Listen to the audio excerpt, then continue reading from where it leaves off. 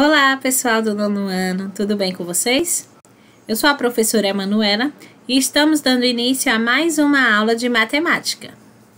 Na aula de hoje, nós vamos falar um pouquinho sobre plano cartesiano. Já ouviram falar sobre plano cartesiano? Bom, a gente chama de plano cartesiano uma superfície, plana, e que ela tem duas dimensões, formadas por duas retas numéricas. Então, nós temos uma dimensão na nossa linha horizontal e uma dimensão vertical, que a gente vai aprender e entender que também são chamadas de eixos, O plano cartesiano ele é usado para representar pontos para construir figuras, para determinar resultados de funções ou comportamento de funções e equações, tá certo? Então, vamos prestar bastante atenção, porque vai ser um assunto que vocês vão usar bastante, com certeza. Então, para que a gente possa entender melhor o que está escrito aqui, o que significa um plano cartesiano, nós temos aqui a construção de um plano cartesiano.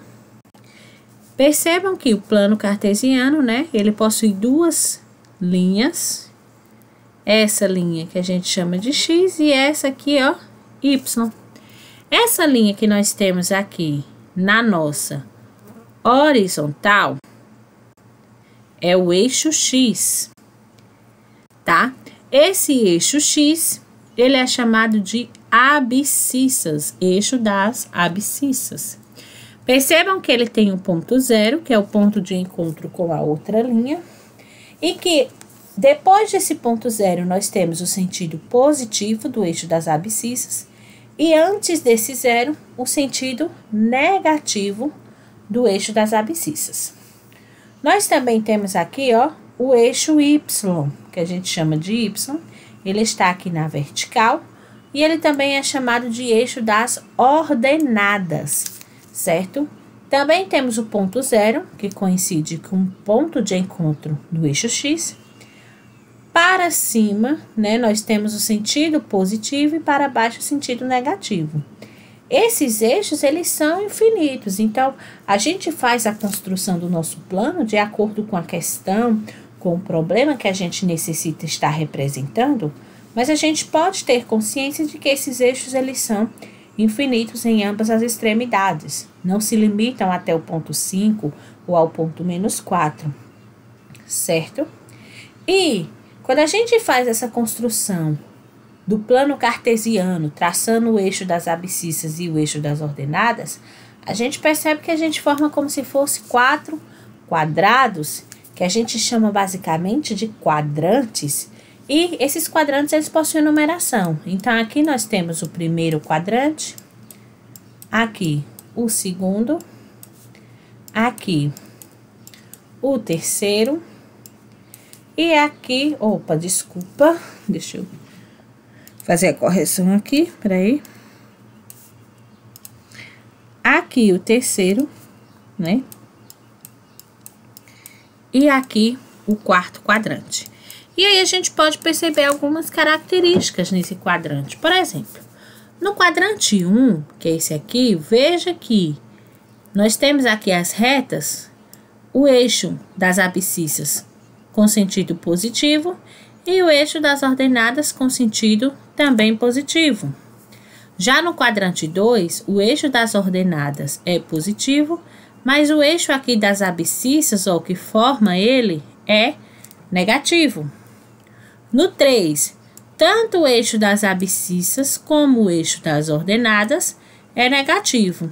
E no 4, apenas o eixo das ordenadas, As abscissas são positivas. Isso também é importante para que a gente consiga identificar mais rápido o ponto em um plano construído, certo?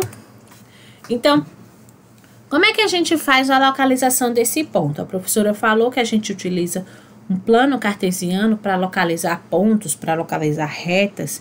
E como é que a gente faz a localização? Então, a localização, ela é indicada por coordenadas cartesianas, é assim que a gente chama.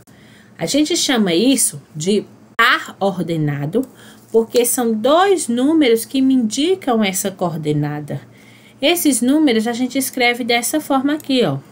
Primeiro, o valor referente às abscissas, depois o valor referente às ordenadas. Então, o valor que está representado sobre X e o valor que está projetado sobre o eixo Y, ok? Então, se a gente olhar aqui nessa imagem, se eu quero aqui representar esse ponto A, vejam só. Se a gente faz aqui a projeção de A no eixo X, ou seja, essa linha aqui para baixo, ó, para ver em qual número ele está projetado, a gente percebe que é menos 3. Então, eu vou dizer aqui, ó, que ele está no ponto em X, menos 3.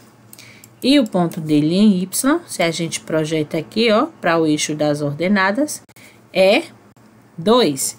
Então, meu par ordenado, que é a minha coordenada, ela é escrita como primeiro valor do eixo X, que é menos 3, e depois o valor de Y, que é 2. Então, a gente sempre usa isso.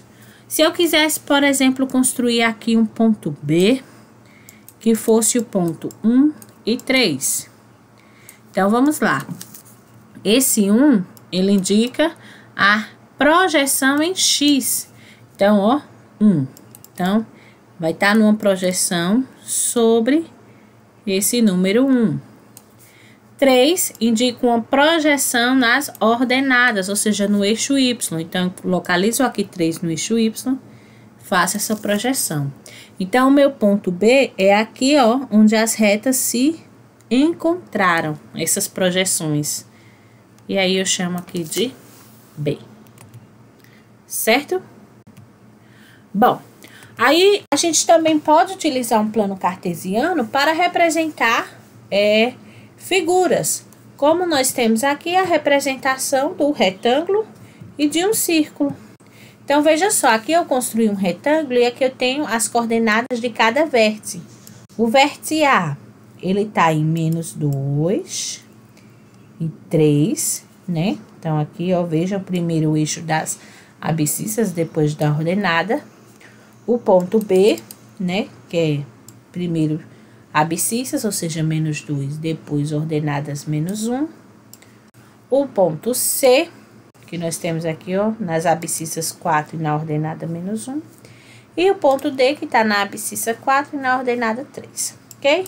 Então, primeiro ele construiu esses pontos e depois ele fez as linhas retas ligando os pontos. E aí, ele construiu um retângulo. Então, a gente pode estar representando figuras planas também dentro de um plano cartesiano, certo? Assim também como essa circunferência, que também foi representada. Veja que aqui eles determinaram o centro da circunferência, que é no ponto de abscissa 1 e de ordenada 2, tá? Eles conseguem aí determinar o raio dessa circunferência, que a gente também consegue determinar, ó, que foram 3 quadrinhos, né? E aí, eles fazem a construção dessa circunferência. Então, um dos pontos que a gente pode perceber que essa circunferência passa é o ponto F.